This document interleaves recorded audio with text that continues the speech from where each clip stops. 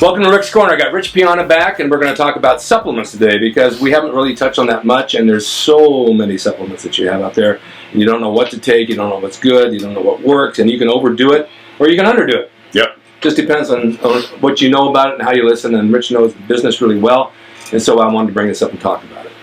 Yeah, you know, I've ranted a lot about the supplement industry in my videos. People know that. And, you know, the thing people don't understand is that I got into the supplement industry and I didn't know much about it, you know, so I started learning. And I talked to some people, and I had a good friend who runs another supplement company who's, you know, it's a giant company, and it's one of the top, you know, companies out there. And the advice he gave me was, you know, when you make your pre-workout, Rich, you can't make a pre-workout for more than $8 because you're not going to make any money, I mean, any profit. Right. And so I took his advice and I looked into it, and I realized that there's no way I could make a decent pre-workout for that price. It was impossible. Impossible. You know, so I'm like, you know what, I got to take my chances and, you know, do the opposite. You know, so I made a good product, you know, that cost me more money. Right. You know, so I'm making a lot less profit, but my belief is the better product's going to win, you know. And sure. It really doesn't in this industry. In this industry, it's all about marketing, you know, and it's all about, you know, you get your product to different places, and those places market your product, and whatever product they make the most money on, they're going to market better. You know, right. So if you had a supplement product and, you know, you sold it to them for $10, and I had a product that I sold to them for $15, they're going to market your product, and they're not even going to buy my product. Right. Because they're making the numbers. double the money on yours than mine. So, you know, it's a really, really, really hard industry. You know, and a lot of people don't understand that aspect. You know, they don't understand that a lot of times the top products out there are not the best products. They're being marketed the best. You know, they're cheapest to make, and that's why they're being put out there so much. You know, because companies won't even buy your product if your price, you know, isn't low, because they're all about making money. Everyone's about making money. This world's about making money. Of course it is. But the thing is, first of all, I have two questions. Number one, what if you market yourself and cut out the middleman? You can afford to sell a little cheaper because he's not going to take his cut. Yep. And still put a good product up. That's pretty much, yeah. I mean, that's pretty much the way to go. There is one company, and this person sells his product on one website only, and makes a lot of money because he has no middleman. Yeah. And so if you want his product, you got to buy it through this company, but this company has a deal with him so that all the profit is going to them. They have no middleman. And so his product does not ever, you know, there is no middleman in his product. So if you want his product, you have to buy it directly. So the thing is, people don't know about the product. It's not out there as much because there's not marketing behind it. Because there's not as much marketing behind years ago, Rio Blair. Remember Rio Blair? You should.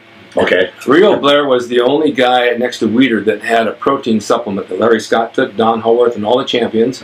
He marketed the thing himself. I was introduced him through Arnold. He gave me free product in return for modeling shots, but it was a milk and egg protein that was specifically designed to build muscle, and you mixed it with cream, almost like a pudding. His theory was the cream you burn as energy because it's fat, and the protein is assimilated into the muscle, thus the carbs. And it was very expensive, and then he passed away years and years ago. Somebody else got the formula. Now it's available, but it's like $300 for like 5 pounds. Wow. But Rio marketed his own stuff. I mean, he did his own stuff. He didn't have a middleman. He had a storefront, and then he shipped.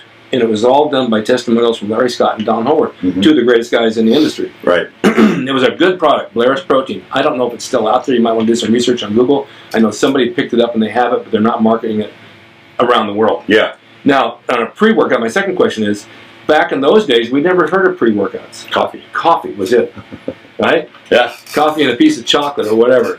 But today, everybody's doing a pre-workout. Yeah, it's pretty much everyone does. What goes into? Do you know the chemistry that goes into it? Do you have what the product? Yeah, you know, the thing is that when pre-workouts first came out, it was all about, you know, hyping you up. You know, right. The more caffeine, the better. Right. You know, and people didn't realize that caffeine restricts the blood vessels, and you get less of a pump.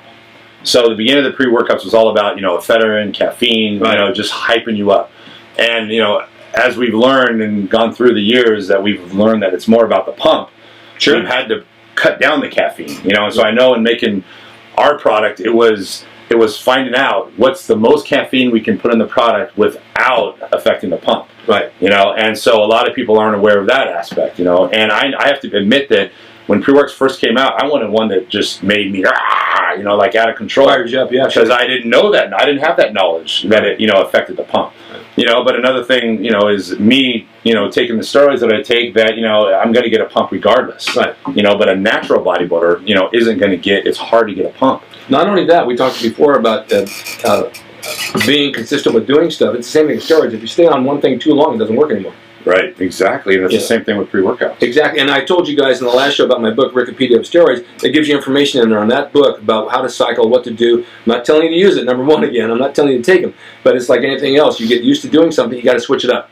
And all that stuff is in my book as well. As much riches know. Your diet has to change, your workouts have to change, your supplements have to change. You stay on anything too long, you don't get anything out of it. And you know, people have to use their logic. It's like, people have to, everybody knows that all those protein bars out there are garbage. Yeah. Everybody knows that deep down inside. When you bite into anything and it tastes like a Snickers bar, it's a Snickers bar. Exactly. Now, if the bar says it has 30 grams of protein, all I'm telling you to do is take a scoop of protein powder that's usually between 24 and 26 grams of protein, dump it on the table, put the protein bar next to it, and you tell me how the hell they got 30 grams of protein in a bar this big. It's true.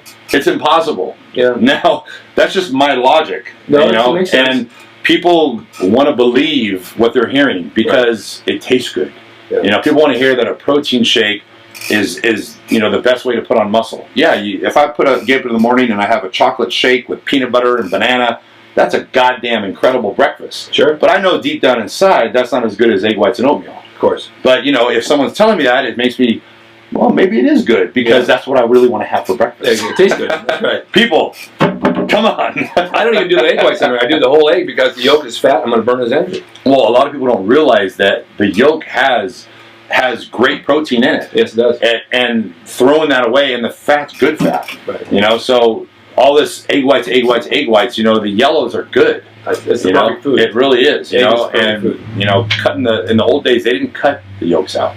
You know, back in your day, it was the whole egg. And this is only a recent, you know, and they've done recent studies that show that the yolk's a lot better than what we were thinking. Of course. You know, so I believe in eating whole eggs also. Yeah. And another thing I wanted to bring up is people have to question, you have to understand that everybody's cutting corners to make money. Right. In every business, in the food business, in the food industry, everybody's cutting. You know, chicken breast. You can't even get a good chicken breast nowadays. It's, you know, it's really hard. It's all processed because everyone's trying to make more money. Right. Protein powders. If the protein powder says it has 28 grams of protein or 26 grams of protein per scoop, you have to question that. There's no guarantee in the world that there's 26 grams of protein. Nobody checks it. FDA doesn't go check to make sure it has enough protein. No. So if the company can make more money by putting 15 grams in and saying it has 26, they're going to do that. Sure they are. So my only point is that if you have a protein powder and you have egg whites or whole eggs that you got from the store,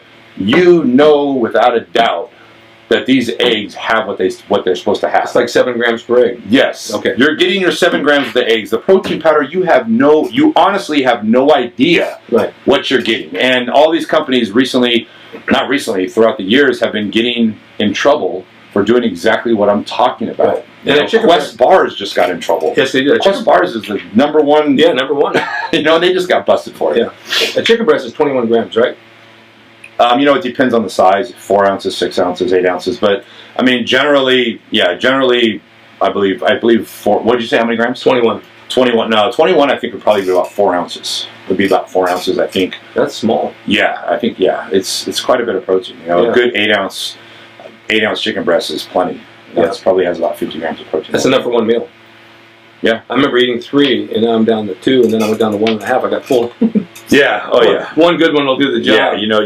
You know, when you eat chicken, if it's good chicken, now, you know, eating chicken from fast food place is going to be processed garbage and is not going to have the amount of protein that, you know. There, El Pollo Loco and Carl's Jr. have real chicken breast. There, you can see the whole chicken there, and they grill it on the charbroiler, and all the fat drips off. So it's not too bad. No, not at all. It's not at all. It's good. I mean, El Pollo Loco is great. Yeah. You know, I mean, there's nothing wrong with the Pollo Loco. The sodium's a little high, but I don't really worry too much about sodium. Sharkies too. It's all natural. Yeah. I get tired of chicken. Yeah. I definitely get sick of chicken. What about fish? What about having a fish diet? Fish is great. I mean, fish is an incredible protein. You know, doesn't have very many calories. You know, salmon has a lot of fat, but other than that, but that's good fat. Yeah, fish is great. I mean, I would put egg whites number 1. I'd probably put, you know, according to red meat, supposedly has the best protein source next to egg whites, but you're along with that protein is all the other things going along with it. So I'd probably put chicken, turkey, and fish above red meat, honestly. As far as all around, because we want to put muscle on, but we don't want to kill ourselves either. Okay, one more thing as far as meats. What about pork? Pork's always got a bad rep, and pork could be very lean. It's the other white meat. It's the other white meat, and there's pork out there that's super lean. Yes, it's changed over the years. Oh, definitely. We always think of pork, we think of sausage, and it's. But you look at carnitas, which is pork, and it's actually beef. It's like the good part of the beef, and there's no fat on it. Yeah. You trim the fat off. Pork chop is the same thing. Yeah, you can when you go to the store, you can see the fat before it's cooked, and there's pork chops that have fat. And the fat on pork chops, it's crazy, but it's on the outside of the pork chop. Exactly. It's not marbled in the pork chop like red meat. It's always like a big chunk on the outside. So you cut that off and you cook it. and it's the same consistency as chicken. Yeah. So that's why they call it the other white meat. Yeah, It's a good protein source. Oh, definitely. Yeah, it's definitely. Do you want to mention your protein on here, or are we able to do that now? Yeah, I think people are aware of what's going on, and I don't even think I need to plug it because I'm telling you, it's fucking out there. And it's doing incredible. 5% nutrition. Yeah, and it's crazy because we've ran out. This sounds crazy and it sounds stupid. It sounds like it's impossible, but we've ran out 3 times now. Jeez. Yeah, we're out of stock at this moment. And we had no idea. Had no idea it was going to blow up to that degree. You don't want to sell too much of it because you have to restock it. Yeah. No, that's a lot of work. I'll tell you a story about that real quick, and we're going to end the show. Back in the days of World Gym, and Joe Gold was there, Zabel ran the gym. And Zabel was the type of guy that would like to sleep in the barber's chair. Someone would come in to sign up and says, "Come back, I'm sleeping." Phone rings and all, I'll answer, they'll call later. He didn't want to work. He's a great guy, he didn't want to work. Somebody came in from out of town, they wanted to buy a World Gym jacket. So they went to Zabel, they said, "I'd like to get a World Gym jacket." He said, "I'm sorry, we're sold out." And so Eddie Giuliani was there, and they said, "When are you going to get him in?" He said, "I have no idea, you have to come back some other time." And they left, and Eddie comes down and says, "Zabel," he said, "What are you talking about? We have 30 jackets upstairs." Zabel says, "I know, but if I sell it, then I got to order more." And I got to walk upstairs. I got to walk upstairs and get them. And that was his theory behind it. These are old stories from the old days, and they're certainly funny. So you got to keep stocking your protein so you can keep shipping it out, because I don't think you knew it was going to take off so great. Yeah, no, I had no idea. Luckily, I'm not in the warehouse. I'm not shipping. I'm not packing. Oh, you're not? No, I'm not working. I need to work out, Rick, and I need to eat. Well, that's it, right? Lifting the bottles and eating. Yes, I need to eat. So, all right. Well, thank you for being here today. Thank you guys for watching another great time with Rich Piana, and we'll have more to come as long as I keep living and beating my heart with and be having Rich on here. Thanks for watching Rick's Corner. We'll see you next time. All right, guys, take care.